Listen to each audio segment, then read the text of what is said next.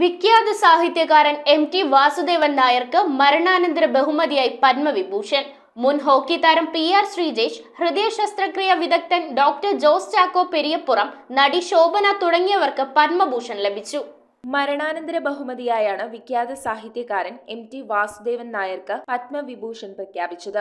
മുൻ ഹോക്കി താരം പി.ആർ. ശ്രീജേഷ്, ഹൃദയ ശസ്ത്രക്രിയാ വിദഗ്ധൻ ഡോക്ടർ ജോസ് ചാക്കോ പെരിയപ്പുറം, നടി ശോഭന തുടങ്ങിയവർക്ക് പത്മഭൂഷൺ ലഭിച്ചു. തമിഴ്നാട്ടിൽ നിന്നുള്ള ചലച്ചിത്ര താരമെന്ന നിലയിലാണ് ശോഭനയ്ക്ക് പത്മഭൂഷൺ നൽകിയത്. മുൻ ഇന്ത്യൻ ഫുട്ബോൾ താരം I.M. വിജയൻ, സംഗീതജ്ഞ കെ ഓമനക്കുട്ടിയമ്മ എന്നിവർക്ക് പത്മശ്രീ പുരസ്കാരം ലഭിച്ചു. ആകെ 7 പേർക്കാണ് പത്മവിഭൂഷൺ.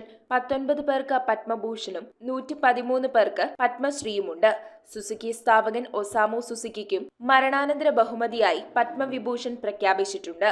ബീഹാർ മുൻ ഉപമുഖ്യമന്ത്രി സുശീൽ കുമാർ മോദിക്ക് മരണാനന്തര ബഹുമതിയായി പത്മഭൂഷൺ പ്രഖ്യാപിച്ചു. തെലുങ്ക് നടൻ നന്ദമുരി ബാലകൃഷ്ണ, തമിഴ് നടൻ അജിത് എന്നിവർക്ക് പത്മഭൂഷണും, മുൻ ഇന്ത്യൻ ക്രിക്കറ്റ് താരം R. അശ്വിൻ, ഗായകൻ അർജിത് സിംഗ് എന്നിവർക്ക് പത്മശ്രീയും ലഭിച്ചു.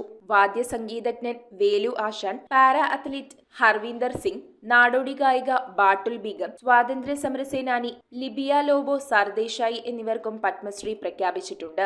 സെർവിക്കൽ ക്യാൻസറുമായി ബന്ധപ്പെട്ട പഠനത്തിന് ഡൽഹിയിൽ നിന്നുള്ള ഗൈനക്കോളജിസ്റ്റായ ഡോക്ടർ നീർജ ബട്ട്ലയും പത്മശ്രീ പുരസ്കാരത്തിന് അർഹയായി.